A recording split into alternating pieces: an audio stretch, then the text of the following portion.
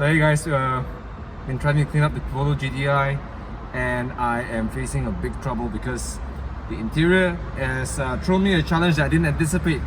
So I broke my brush, number one, from all the heavy scrubbing, and notice how it's all stuck together because this guy in front over here, look at this. This is after I scrubbed it, and this is before I scrubbed it. Can you hear that? It's all, can you hear that? It's sticky. It's not even entirely clean, but still. If you look at this guys here, this one, you can feel the stickiness. Versus this. I reckon it's the plastic that's melting. It's not only here, we find it also in here, the center consoles here, here, and here, the sides. It's everywhere. It's just, even my fingers feel sticky right now. I'm gonna try to do as much as I can and then take it to Miyagi's, and then me and Rhysson will try to steam clean all of this and then remove it. So yeah, that's all.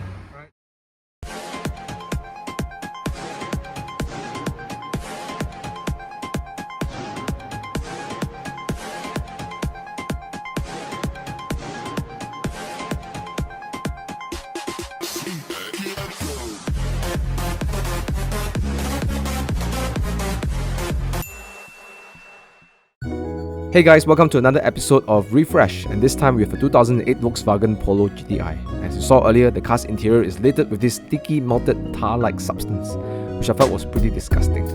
Now I'll take you through the thought process, chemicals and steps to remove them. Now while I work the interior, Rhysson from Miyagi will do a one-step polish and follow up with some synthetic sealant for protection. Before you jump in, please help me hit the like button if you enjoyed this video, and if you want more car care documentaries like this, please hit the subscribe button. We also do vlogs on car reviews on my channel as well. With that, let's refresh this Polo GTI.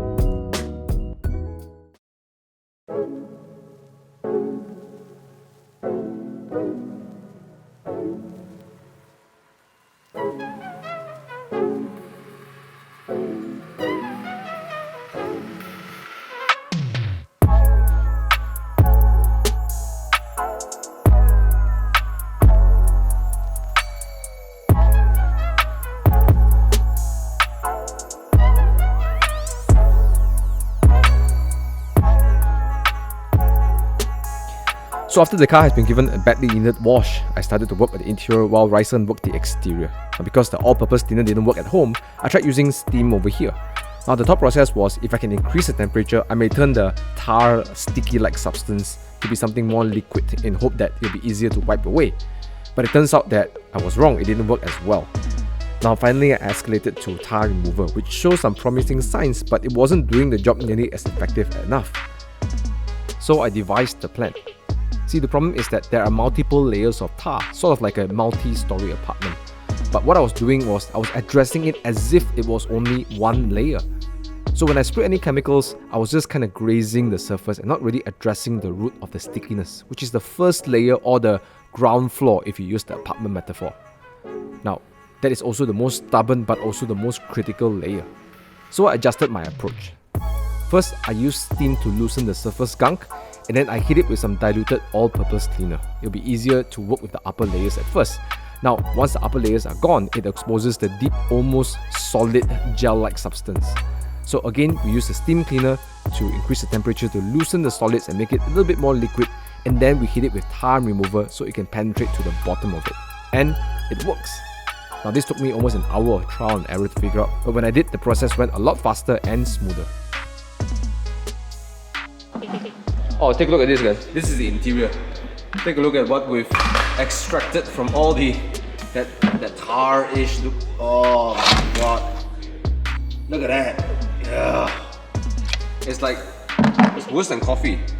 It's like, I don't want to start. Alright. And look at that. I just want to show you the interior. Just look at that. Wow. Compared to what it was before, different.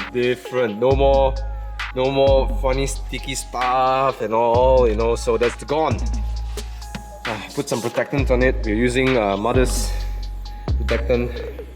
I gave this 2 layers because it's really dry. You can see right now it's in great shape. Yeah. So that's that.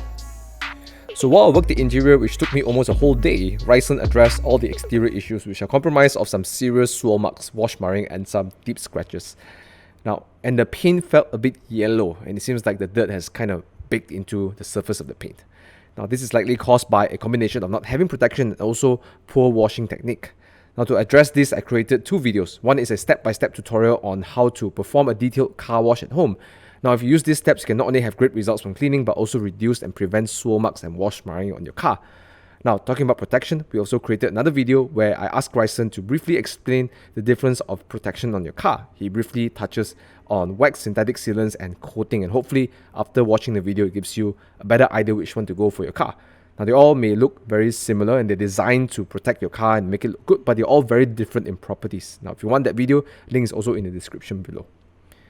Now, back to the car. After the paint correction is done, Rhysson dressed up the car with some synthetic sealant. Wax on, wax off. Look eye, always look eye. So right now, you can see he's artfully using one hand, with this is the crane style, or not the tiger style, the crane style. Crane.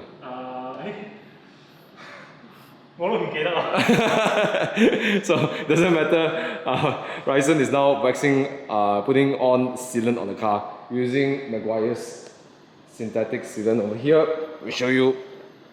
But I heard great news about this, and thought we'd give it a shot. So we got the mirror glaze over here. So yeah, it's pretty straightforward. You can just apply it on the surface after you prep them. Before this, what we did, we used some isopropyl alcohol. We wiped it down to ensure there's no fat or no other dirt on, so the can let the paint sealant do its job, which is bonding onto the surface. Alright, because alcohol just removes the fat as well. So yeah, we put it on, leave for 15 minutes, and then we buff it off. That's it, and then you get a really nice protectant layer onto the car. After this is done, we're going to just dress up the wheels with tire shine, and then vacuum the interior, and then we're done with this beautiful Polo 9N3 GTI. Yeah, the gloss is amazing. Yeah, we'll put some before after pictures later, but yeah.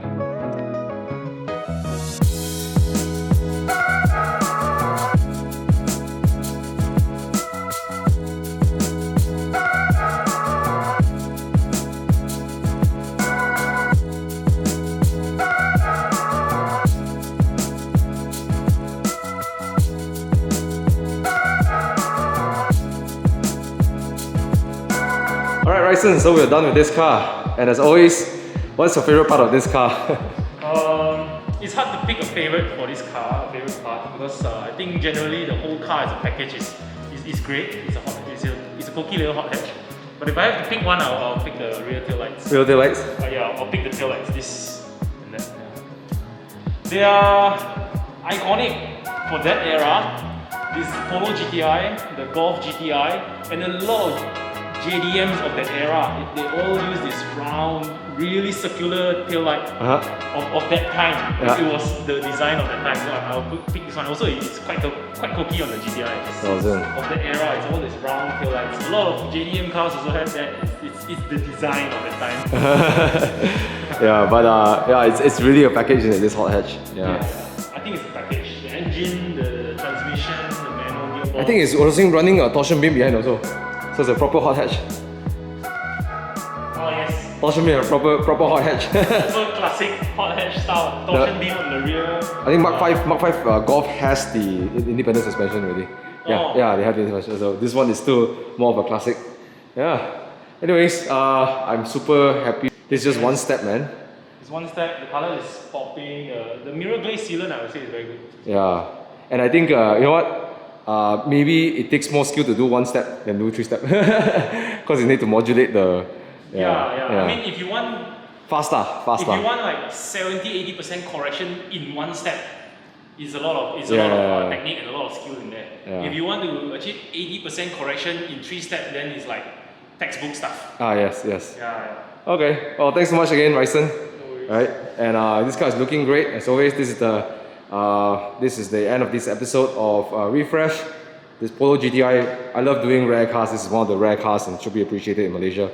Alright, with that, thank you so much for watching. If you like it, subscribe and check out Miyagi's page, Instagram page miyagi.my. You can check out the link in the description below.